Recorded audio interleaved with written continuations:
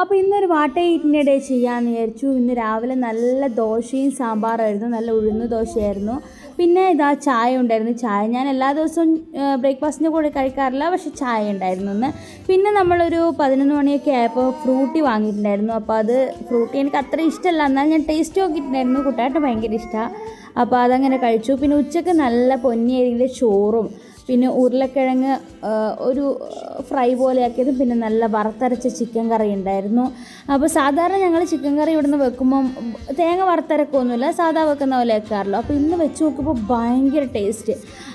അപ്പം എനിക്കിഷ്ടമായി. ഏതായാലും ഈ ഒരു റൈസിൻ്റെ കൂടെ, ഇത് ഇവിടുത്തെ റൈസാണ്, ഇതിൻ്റെ കൂടെ നല്ലോണം അടിപൊളിയായിട്ട് സിങ്കാവുന്നുണ്ട്. അതിനുശേഷം ഭക്ഷണമൊക്കെ കഴിഞ്ഞൊരു വൈകുന്നേരം ആയപ്പോൾ ഒരു ബ്രൗണീൻ്റെ കേക്ക് ഉണ്ടായിരുന്നു, ലൈറ്റിൻ്റെ. ഇത് ഞാൻ മുന്നേയും വീഡിയോ ഇട്ടിട്ടുണ്ട്, അടിപൊളിയാണ്. അപ്പോൾ രാത്രി ആ വറുത്തരച്ച ചിക്കൻ കറിയുടെ ഒപ്പം പൊറോട്ടയും കൂടെ ചേർത്തിട്ട് കൊത്തു പൊറോട്ടയാക്കി. കുട്ടാട്ടിൻ്റെ സ്പെഷ്യലാണ്, അടിപൊളിയായിരുന്നു.